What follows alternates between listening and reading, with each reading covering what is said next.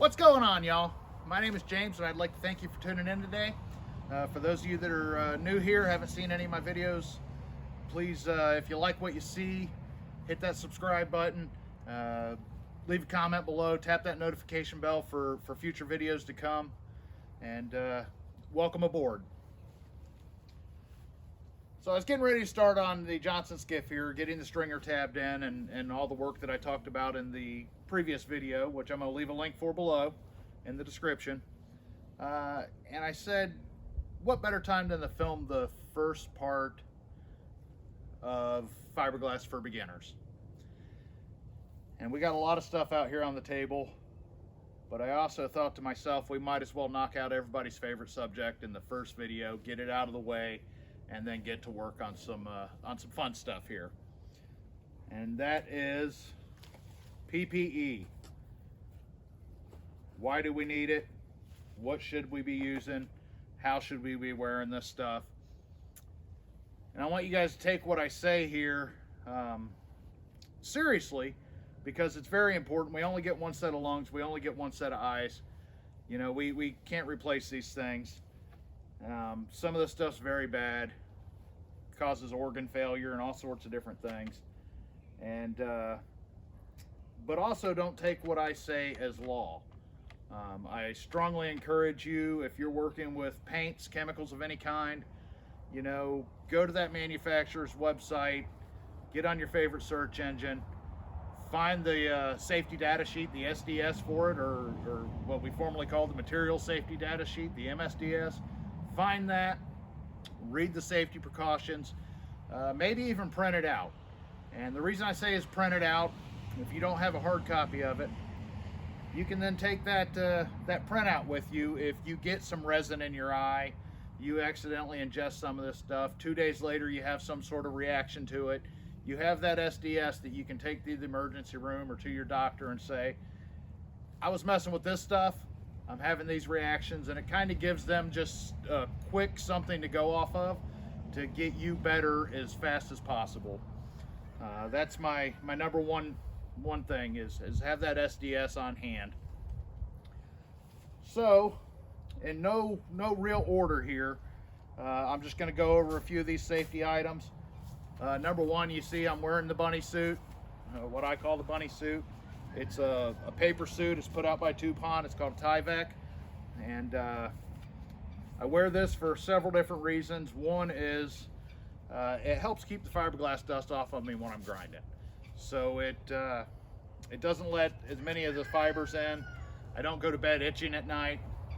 And it also helps keep the splashing off of me. If you get any resin splash or paint chemical splash on you, it kind of helps block that from your skin and gives you time to get it off before it actually touches and absorbs into your skin. I love these things. At the same time, I hate them. Here we are in January and it's about 83 degrees where I'm standing now, so needless to say, I'm sweating a lot. So I'm going to be drinking a lot of water while I'm out here doing this today. Stay hydrated. Motto I like to have is hydrate before you dehydrate.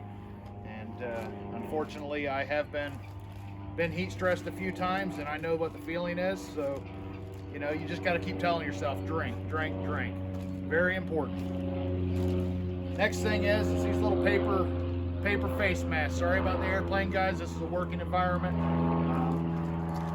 Hopefully, it's not interfering too much. These little paper face masks. Get a decent one. I don't wear them very often unless I'm just doing a quick hit and miss with a grinder, you know, touching something up. They're not the greatest in the world, but they do work for just a quick turnover on something. Put them in a plastic bag, something that seals, Ziploc or whatever brand you have in the house. Store them in that so they're not getting moisture in them. They're not getting contaminants on them. You know, they're kind of useless if you're sticking the contaminant straight over your face. What I prefer over those is a rubber-faced respirator. And this one has some paper filter elements, some particulate elements in it right now. But they also have organic vapor elements that will, or cartridges, canisters, that will protect you from the different vapors that are coming off of resins, paints, acetone, you know, your different solvents and stuff. I like these because they fit on your face better, they make a better seal, and there's a greatly reduced risk of inhaling any of those particulates from grinding the fiberglass. Wonderful, wonderful PPE here. Not only that, guys, they kind of make you sound cool. Reminds me of an old Darth Vader. So yeah, they're really great to have. Next, latex gloves. Why do I say latex? Latex is virtually impervious to the various solvents that you're going to be getting into, such as styrene, acetone, MEK. It doesn't dissolve it. You can, with epoxy resins, you can get away with your vinyl gloves and your, I don't know, I'm drawing a blank right now. There's another material that I like to use too for different things. They're a little more durable than most of the latexes are. Anyway, I'm drawing a blank. I'll throw it down in the description. If you use anything other than latex, or if you're allergic to latex, put some vinyl gloves on first and then cover them with the latex gloves. It's going to really come in handy, and the latex is going to protect the gloves that are protecting you from the latex. I like to double up on my gloves. That way, if I need to take one off, I can peel the outer one, put a fresh one on, get right back to work. And also, I'm not rubbing any resins on my skin when I'm removing the gloves. Baby powder. Nobody likes to itch. This is just cheap baby powder. I usually buy 4 or 5 bottles of it at a time, so I have it around. And I just sprinkle it in my hair or on my ears, on the back of my neck. Anywhere I'm going to be sweating, anywhere I'm going to really be getting the grind dust on me from doing these projects. It really cuts down on the itching quite a bit. It helps absorb some of your moisture so that grind dust from it isn't sticking to your skin and really cutting into you. What else we got? Old-fashioned work gloves.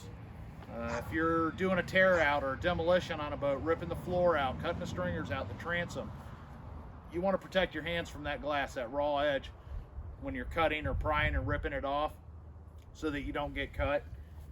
They come in really, you know, they're great for that.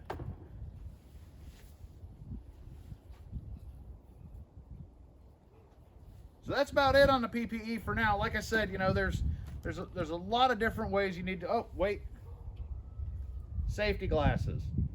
You want a good fitting pair of safety glasses that protect around the corner of your eyes. You want them to have some UV protection in them if you're working outside.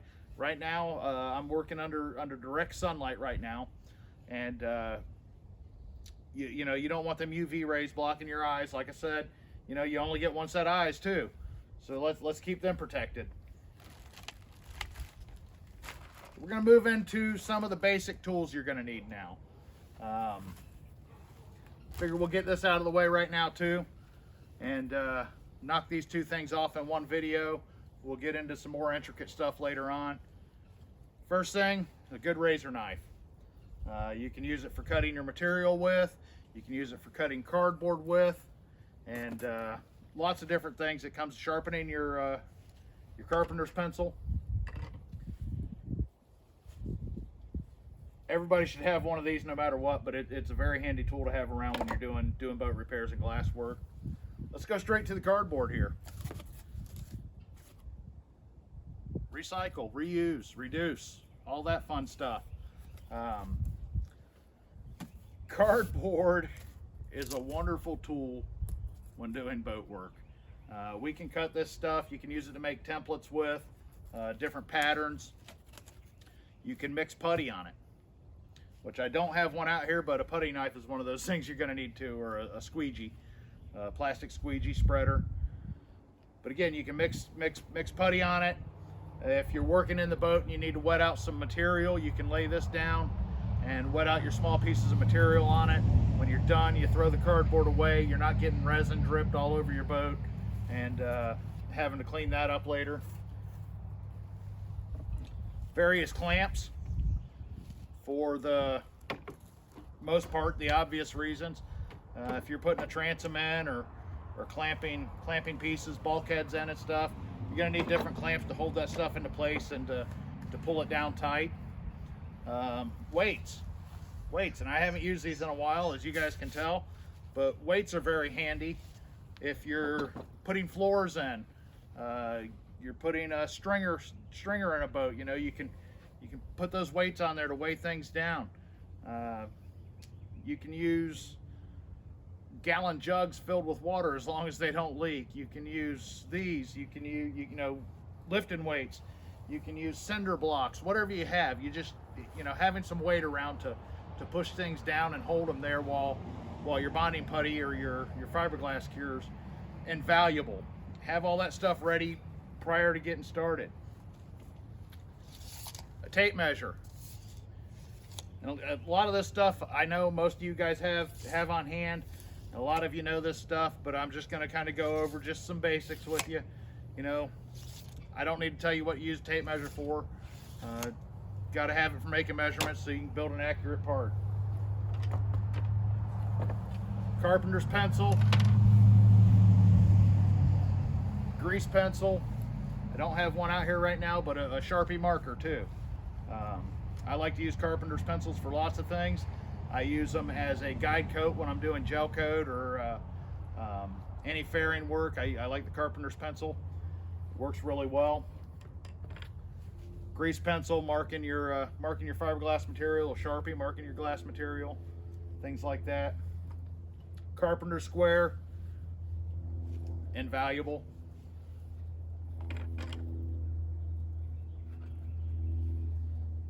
Gonna need a way to measure your catalyst. Now, this old girl's kind of seen better days now, but it's just a squeeze tube.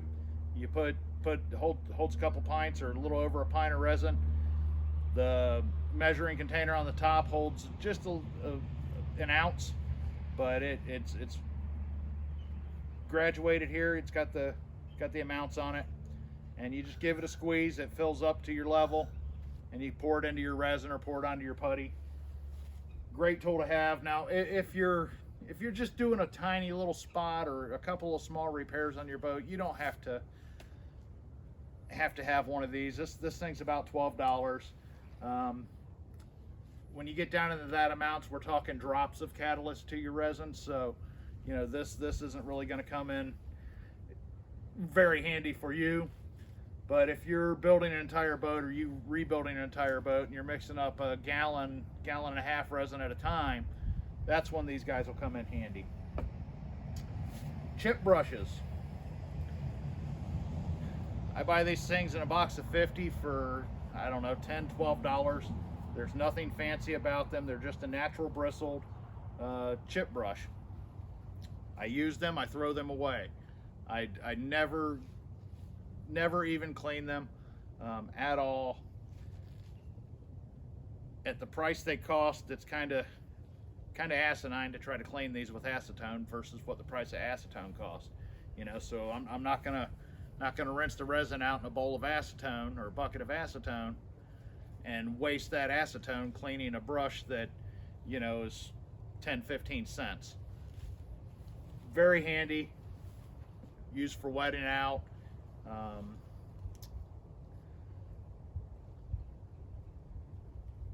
Wonderful. I typically use the mostly the 2 inches.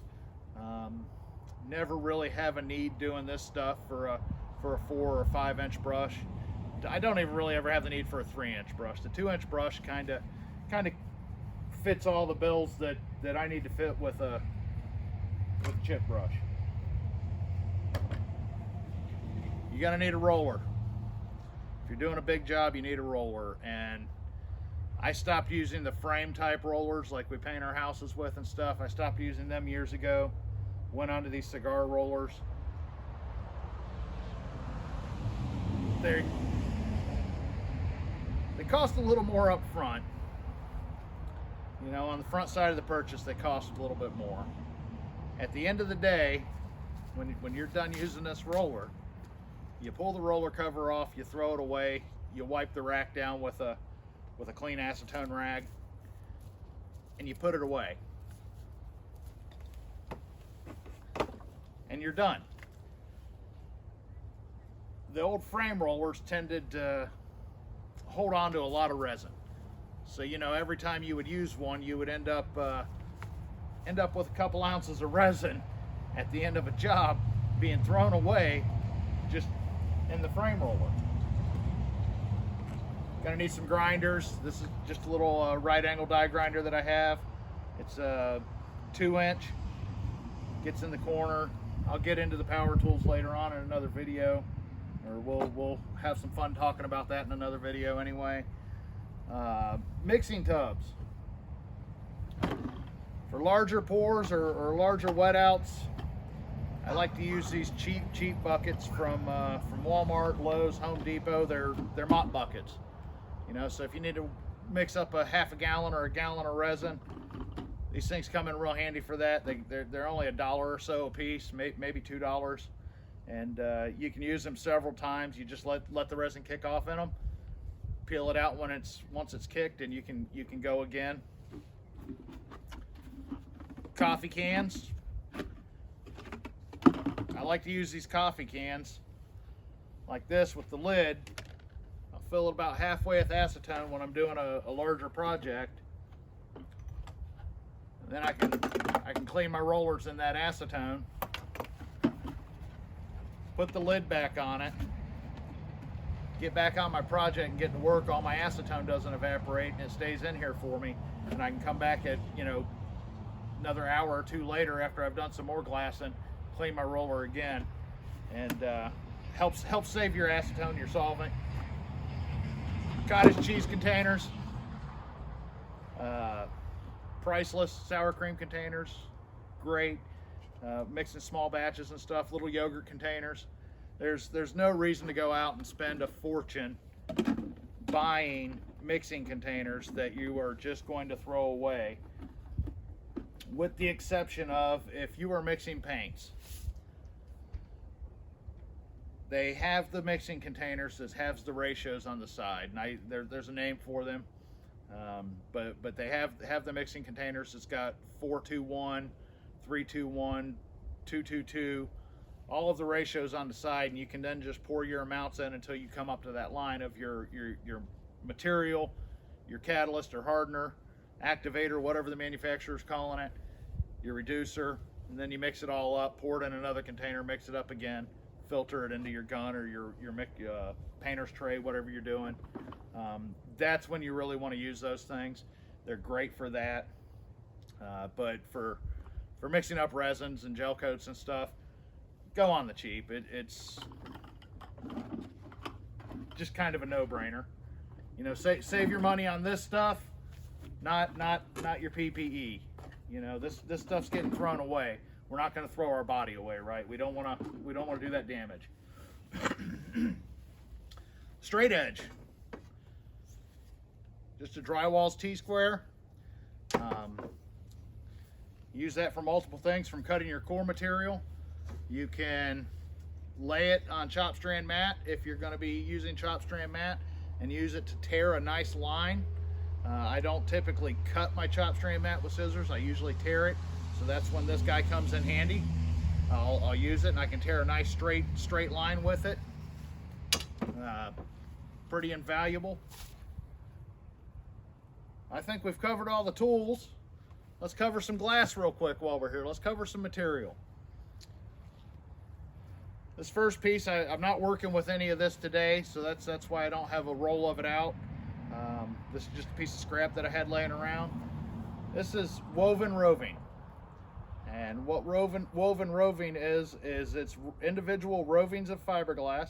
See if I can pull one of these out. They're pretty large in diameter, and this is an 18-ounce woven roving. If this were 24 ounce, there would be a thicker bundle of rovings in here. And this chop strand are what most of our boats are made out of today. When we get into the higher end, our micro skiffs, our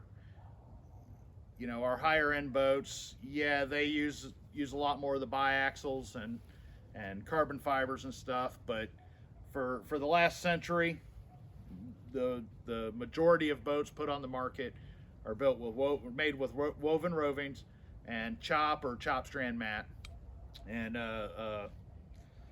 some of them have several layers of both. Chop strand mat does have its purpose in fiberglass work. Contrary to what many will have you believe, this stuff is a necessity when you're working with polyester resins and woven rovings, or even most cloths. It's good stuff. It's strong. This boat behind me, this Johnson skiff's made out of it. Like I said, most manufacturers are still using it in hull layups and things like that. So, there's nothing wrong with woven roving and chop strand mat. Now, if we want to get into more high-tech stuff, then we're going to get into our biaxials. And basically, let's see, this is 1708 here that I'm working with, that I got in my hands, and this is 1708 4545.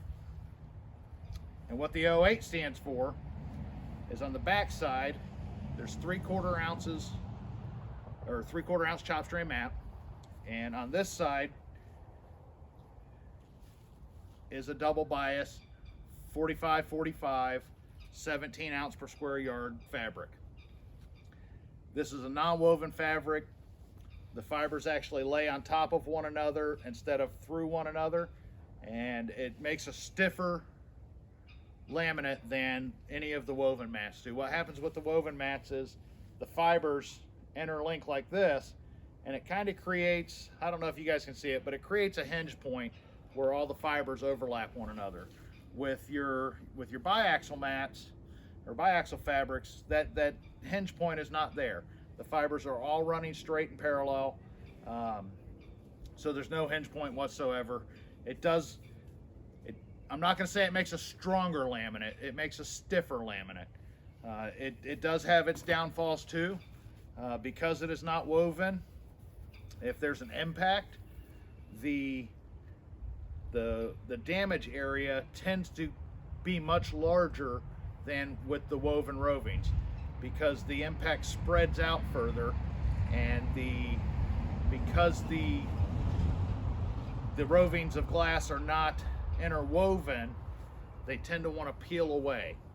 So it's got its ups and its downs. It does make a stiffer product. It's not necessarily any stronger though. And with this 45-45, I kind of chuckle when I hear so many people using it for doing hull layups and whatnot. It's on a 45-45 bias. So if they're doing a hull layup and they're running all their fibers on a 45-45 bias, their loads, the strength of the boat, are not running fore and aft and side to side whatsoever. It's running out here. So when the boat's hitting a wave, anyway, not going to get into that just yet. This is a 090 biaxial mat. This is a 1708 090, and again, you can see the chop strand mat stitched to the back. The difference is that the fibers run in 0 degrees and 90 degrees from one another. And if you're laying up a hull, doing a panel that needs a lot of strength front to back, this is what you're going to want to run. This runs your, almost like, just think of the stringers in your boat. The stringers run fore and aft. Your bulkheads run side to side. You want your fibers running the same direction. That's where this stuff comes in really good at. It makes a very stiff laminate. They make both of these in the 090 and the 45-45 in a 1208 and a 12 ounce fabric as well, without the chop strand mat. So if you're using epoxy resin, you don't need the chop strand mat. You want a lighter product. You can skip the 08 or the chop strand and go straight with your straight weight cloths. Where the 17, or well, let me back up. Where the 45-45 really shines is when we're marrying two areas. So if we're bonding or tabbing a bulkhead into a boat, we're tabbing a floor into a boat, tabbing a stringer into a boat. And I'm just going to use this cardboard as an example. With the 090, our fibers are going to run this way and this way. And chances are we're going to end up right here in the radius with a weak spot. And that, the reason that is because there's no fibers running across that corner. This is where the 45-45 comes in, and this is where it shines. Is if when we're tabbing stuff in, if we use that and we allow that we allow the glass to lay on the bias, it's going to cross or bridge our corner here for us and take fibers all the way across, significantly reducing the chance of stress cracking, gel coat popping, and things like that at a later date. Even paint. You know, by running it on that bias like that, it's not going to have as it's not going to crack as easily.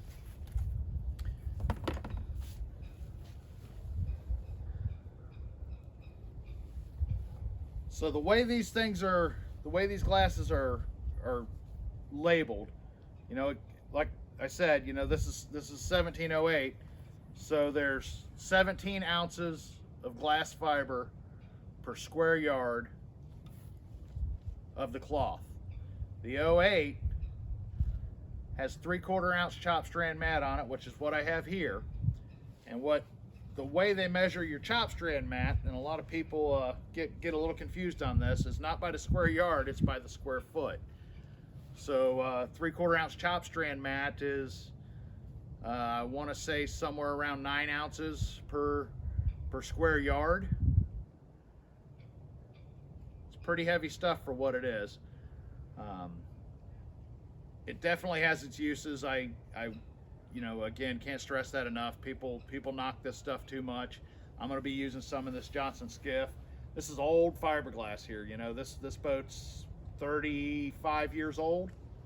So before I bond this stringer in, I'm going to be laying a layer of this chop strand mat down to kind of freshen up the old glass, give me a better surface to bond my new stuff into, a broader surface to bond into. It's got its uses, folks. So I think now's a good time to wrap this video up. Again, I'd like to thank you for tuning in today. Don't forget to hit that notification bell. Subscribe if you haven't already. Leave a comment below, guys. Tell me what you want to see in this series.